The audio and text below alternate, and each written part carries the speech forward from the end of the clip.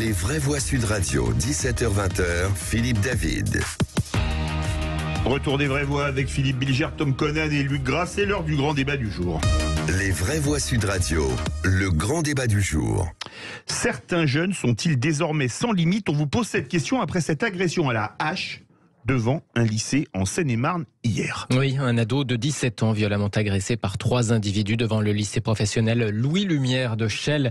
Il a été hospitalisé, ses jours ne seraient plus en danger, rapporte France 3 Île-de-France. Les 3 agresseurs en voiture se sont arrêtés à son niveau hier après-midi avant de le frapper à l'arrière du crâne avec une batte de baseball, puis d'essayer de le gazer avant de le frapper avec une hachette sur une omoplate et un avant-bras.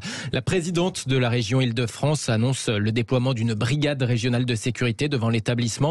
Un lycéen y avait déjà d'ailleurs été violemment agressé au couteau il y a quelques mois. Valérie Pécresse qui dénonce sur Twitter, je cite, une montée des rixes de bandes. Il y a quelques jours dans les Yvelines, l'issue d'ailleurs avait été beaucoup plus dramatique. Un garçon de 14 ans tué à coups de marteau à Coignères dans une rixe en marge d'une soirée de MMA, un art martial. Un jeune homme de 16 ans s'est rendu à la police ensuite. Homicide sur fond de rivalité entre 2 bandes de 2 quartiers rivaux. Alors une fois tout cela dit, en France, le taux d'homicide a été divisé par 2 ces 30 dernières années. Environ 3 homicides pour 100 000 habitants au début des années 90. On est plutôt à 1 à 1,5 ces dernières années, soit 900 à 1000 homicides par an en France sur la période récente. C'est le plus bas niveau historique, mais ça baisse moins vite, beaucoup moins vite qu'auparavant, moins 1% seulement entre 2016 et 2021. Merci beaucoup Félix Mathieu. Avec nous Bruno Bartocchetti, secrétaire national d'unité SGP Police et Faux pour la région Sud, la zone Sud. Bruno Bartocchetti, bonsoir. Bonsoir, merci de m'avoir invité. On va faire un tour de table déjà des vraies voix pour savoir ce qu'ils en pensent. Philippe Bilger, vous avez été avocat général.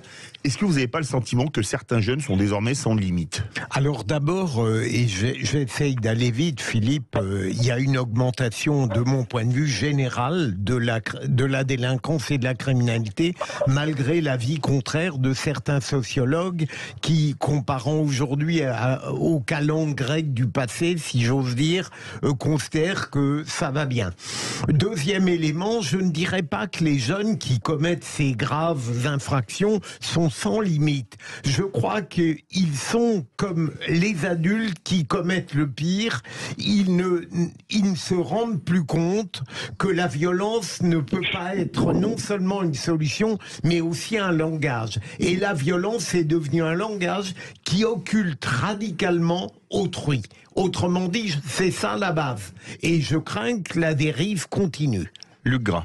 Oui, les jeunes aujourd'hui, certains jeunes, sont sans limite. La question, c'est de savoir pourquoi on en est arrivé là et que faire. Voilà.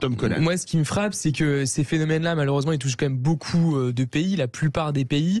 La différence, c'est pas du tout pour minimiser, évidemment pas, ce qu'on vient de dire, et ces actes terribles, mais dans un pays comme les États-Unis, avec le port d'armes, vous pouvez avoir des conséquences encore plus dramatiques, encore plus souvent et encore plus facilement. Et c'est ça le vrai garde-fou, malgré tout, qu'il faut quand même garder en tête dans la manière d'approcher tout cela. Mais c'est vrai qu'en effet, oui, j'ai l'impression qu'il y a quand même dans la jeunesse, ça va un peu rien dire de parler de la jeunesse en général, elle est quand même éclatée, et évidemment selon les conditions socio-culturelles dans lesquelles vous êtes, selon les endroits effectivement où vous habitez, vous avez quand même infiniment moins de chances ou infiniment plus de chances de sombrer dans ce type de situation. C'est quand même d'abord ça qu'il faut avoir en tête. Après, lutter contre ces éléments-là, je vois pas trop comment en dehors, je veux dire, de la question sécuritaire en elle-même. Bruno Bartocchetti. Oui, alors, d'abord, ce qu'il faut aussi retenir, c'est que cette violence s'exerce par des jeunes de plus en plus jeunes. Ça, c'est un point important. Et puis, nous avons aujourd'hui une société quand même qui est beaucoup plus violente. On n'a pas besoin de chiffres ou de statistiques pour s'en rendre compte. Même entre adultes, ça se passe de plus en plus mal dans le relationnel. Donc, forcément, chez ces jeunes qui n'ont pas de repères, la violence fait partie de leur communication, comme ça a été dit précédemment. Et puis surtout, on peut parler de nos limites quand on est prêt à tuer. Je vois pas ça y est, on est au maximum. On a tué, on peut pas faire pire, à part torturer avant, de tuer, et c'est ce qui arrive aussi. Alors, je crois que aujourd'hui mettre des brigades supplémentaires et de se donner des priorités en tant que policier, c'est très important, bien évidemment, de sécuriser la population. Mettre un policier derrière chaque élève et derrière chaque personne vulnérable, ça me paraît compliqué. Donc, les solutions, chaque fois, on se pose la question, mais qu'est-ce qu'on pourrait faire? Dialoguer, communiquer, réprimander, bien sûr, un rappel à la loi, avertir. Je crois qu'aujourd'hui, quand on écarte un jeune qui a tué ou qui a manqué de tuer en le mettant dans un centre d'éducation fermé, c'est une solution. Mais avant d'en arriver là, est-ce qu'il n'y a pas des moyens, et se donner les moyens en France, donner des moyens financiers, de donner des moyens en effectif à la justice, de sanctionner immédiatement? Parce qu'avertir et laisser ces jeunes dans un sentiment d'impunité, parce que on prend n'importe quel jeune qui a donné un coup de hache à, je sais pas, à son camarade de classe, c'est qu'à la base déjà on a repéré chez lui qu'il y avait une forme de violence. Est-ce qu'on ne peut pas à un moment donné se donner les moyens de freiner cet excès de violence avant d'en arriver à l'acte final? Je crois qu'on doit aujourd'hui en France ne plus parler de cette violence avec tabou, c'est pas ce que vous faites sur le plateau, mais vraiment se dire maintenant stop. La limite, en fait, c'est que dès que verbalement on agresse un professeur à l'école, on doit le sanctionner. On ne peut pas, par exemple à la base, accepter qu'un élève de 13 ans insulte un professeur en se disant « ça ira mieux demain ». C'est déjà le début du commencement qui dérive vers des violences physiques. Philippe Bilger, je voudrais répondre très vite à Bruno Bartocchetti, et d'ailleurs je l'approuve, et dire quelque chose sur ce qu'a dit Tom tout à l'heure. Il faudrait en effet réagir très vite, mais pour cela, pardon de radoter une idée qui m'est chère, il faudrait adapter l'état de droit qui n'est plus accordé à la réalité d'aujourd'hui. Et pour répondre, non pas à Tom, mais pour compléter, il parlait des conditions socio-économiques qui sont parfois difficiles pour les uns et pour les autres. Je n'ai jamais abusé de l'argument d'éducation, mais je me souviens d'une affaire aux assises où il y avait dans le box un jeune Algérien et en face une famille portugaise émanant dans la même modestie d'existence. Simplement, pour la famille portugaise, eh bien, les enfants avaient été suivis de très près, avec le respect de certaines valeurs. En face, ils avaient pu faire ce qu'ils voulaient. Ouais, et là, voilà. Mais c'est juste, c'est pour ça que j'ai pas dit socio-économique, j'ai dit socio-culturel. Pardon. Et effectivement, c'est très juste ce que tu dis, c'est la question culturelle derrière. Est-ce qu'il y a un frein moral? Est-ce qu'il y a un surmoi, comme on dit, de manière un peu... voilà. Et effectivement, il faut qu'il y ait cette espèce de crainte. Et la crainte, c'est pas seulement la crainte de la police, même si évidemment cette crainte doit exister, sinon c'est n'importe quoi. Mais c'est aussi effectivement la crainte de se dire, est-ce que je ne suis pas une personne horrible, est-ce que je ne deviens pas un monstre, etc., etc. C'est toutes ces limites qui permettent effectivement de coexister théoriquement. Oui, on va faire réagir Bruno Bartocchetti, ou Luc veut réagir d'abord? Non, mais je voulais simplement rebondir sur ce que vient de dire Tom, c'est-à-dire qu'il n'y a plus de limite quand il n'y a plus de cadre. Et si on regarde les 20 dernières années, que ce soit au niveau scolaire, que ce soit au niveau des familles, que ce soit au niveau de l'école, des instituteurs, le respect, etc., comme tout ça c'est un peu effondré, évidemment les jeunes ils ont plus de repères. Et à partir de là, on part dans des excès. Donc c'est très important de comprendre que c'est pas une mesure ponctuelle d'envoyer plus de policiers ou quelque chose comme ça qui va régler le problème. Il faut reprendre les fondements de notre organisation sociétale. Mais parce que les adultes eux-mêmes, Luc, ne veulent plus le faire valoir. Oui. Il y a aussi la faiblesse des adultes qui n'osent plus exprimer ces vérités de base. C'est vrai. Et pourquoi? Parce que notamment, d'abord, il y a effectivement un affaiblissement de la parentalité avec ces familles éclatées, etc. et qui sont confrontés souvent dans les banlieues par la puissance, elle, émergente des bandes organisées. Et face à une bande organisée, une femme seule qui élève ses 3 enfants, elle est très démunie. Bruno Bartocchetti. Oui, si je reprends les derniers propos, c'est exactement ça. Une famille peut être complètement démunie, surtout dans des cités sensibles, démunie si elle a 3, 4, 5 enfants. Mais ce qui est terrible, c'est que ce thème-là, on l'abordait déjà il y a 20 ans et peut-être on commençait déjà à l'aborder il y a 40 ans. Alors imaginons, il y a juste 25 ans en arrière, quand on dit attention, les enfants dérivent, les parents n'ont plus d'autorité. Ces mêmes enfants aujourd'hui ont 45 ans, ils ont des enfants eux-mêmes. On ne peut pas imaginer qu'ils puissent éduquer leurs enfants autrement que d'une manière... Enfin, à part quelques cas isolés, il y aura toujours des contradictions, mais comment, quand on baigne dans la violence, comment on peut éduquer les enfants d'une manière autre? Et c'est pour cette raison, comme ça a été dit, on ne peut pas mettre un pansement sur une jambe de bois avec des mesures ponctuelles, comme ça a été dit très justement, et tout ne doit pas reposer sur les épaules de la police. Il y a vraiment beaucoup à refaire. Et là, aujourd'hui, si on ne vise pas sur du long terme, et ça souvent je le dis quand je suis interviewé, si on ne commence pas à travailler sur du long terme, mais c'est l'échec assuré. Et dans 20 ans, ça va être encore pire, c'est-à-dire que quand on tirait le signal d'alarme en disant waouh, la violence, les dealers, la drogue est véhiculée par des gamins de 14 ans, pourquoi pas en parler dès à présent et se dire que demain, c'est dès l'âge de 11 ans. Et qu'est-ce qu'on va faire? On va dire, non, mais 11 ans, vous vous rendez compte, c'est un mineur, on peut rien faire. Non, on doit faire très, très rapidement avec le côté, bien sûr,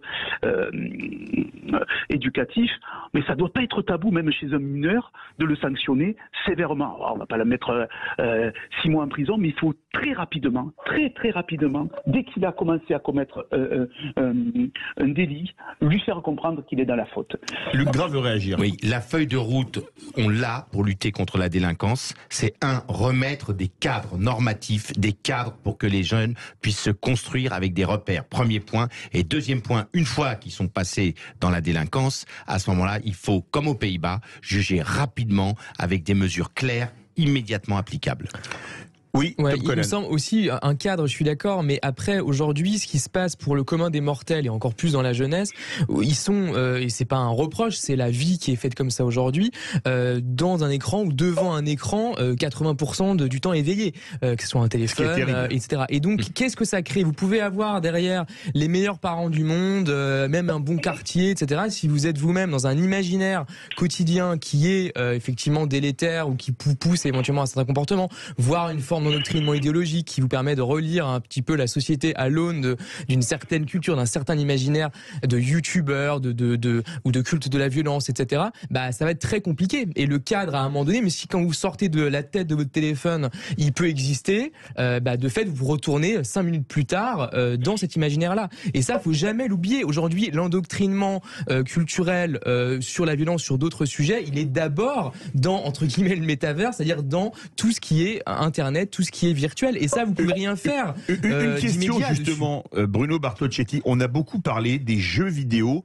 Tom Collin parlait des règles à imposer avec Luc Gras. Les jeux vidéo, moi j'ai vu un jeu vidéo qui était d'une violence rare, ça s'appelle, je vais dire le nom, hein. Enfin, c'est un jeu de guerre en 3 mots, ça commence par un C, un O et un D, vous voyez ce que je veux dire, où vous choisissez votre arme de guerre pour commencer entre un FAMAS, un M16, une Kalachnikov, un Uzi, c'est absolument dingue, et c'est en vente totalement libre. Est-ce que les jeux vidéo ont une influence sur ces jeunes hyper violents, un impact?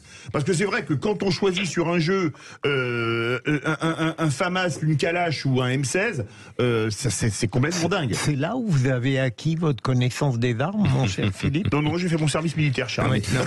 On fait répondre Bruno Bartocchetti. Sur les jeux vidéo, je suis pas sociologue, je vais avoir du mal à répondre. J'ai envie de penser que il y a le monde virtuel. Est-ce que c'est un tremplin pour devenir violent dans la réalité?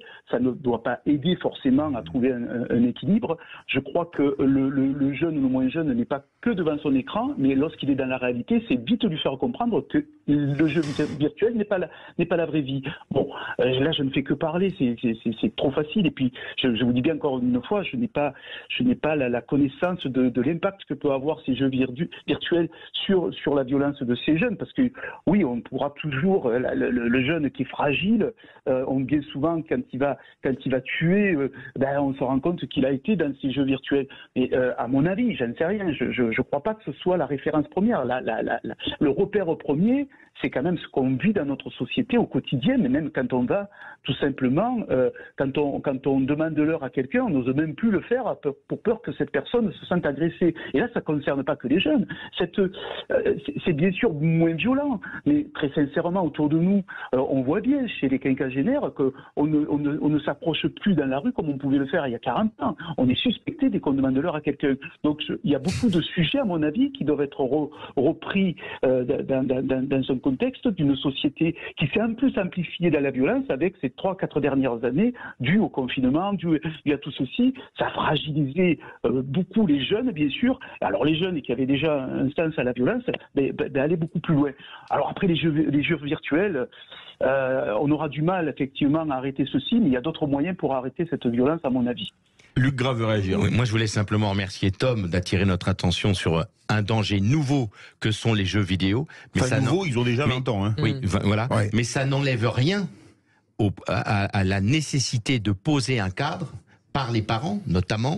Et notamment, je suis assez choqué quand je vais dans les restaurants de voir que les parents arrivent avec des enfants de 7-8 ans et la première chose qu'ils font, c'est ils donnent leur téléphone et les gamins sont sur le téléphone toute la journée. Donc, ce que je veux dire, c'est que si vous avez un enfant qui a reçu une éducation avec des valeurs, un cadre normatif, des repères. Après, il peut s'opposer à ces repères. Mais au moins, il a un b.a.-ba. Après, c'est à lui de faire sa vie. C'est à lui de savoir s'il prend le téléphone ou pas. C'est à lui de savoir comment il agit. Mais s'il a un cadre normatif de repères, il a plus de chances de s'en sortir que celui qui est livré, pieds et mains liés, à des influences extérieures. Mais justement, Luc, vous renvoyez le problème en amont, mais le cadre normatif chez les parents, il existe de moins en moins. C'est là l'enjeu. Oui, c'est ça le problème. Je dis que c'est pas le problème des jeux vidéo. Le jeu vidéo, sur un esprit faible, ça peut avoir un impact. Sur quelqu'un qui est construit déjà un peu, ça a moins d'impact. Faut relativiser. Toutes les instances de régulation, de maîtrise, d'autorité sont en délitement, de mon point de vue. Bien sûr. Enfin, il y a plus de service national. Le mot de la fin, Bruno Bartocchetti, en 50 secondes. Merci de me donner le mot de la fin. Je vais essayer.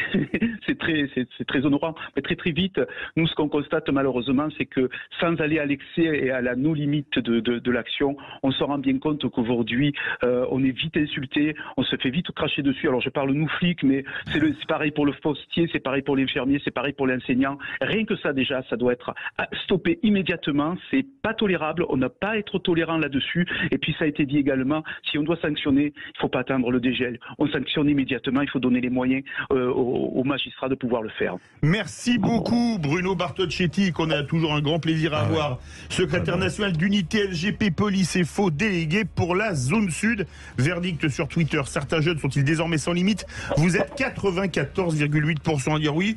On se retrouve tout de suite pour le mot du jour. Ah bah tiens, augmentation.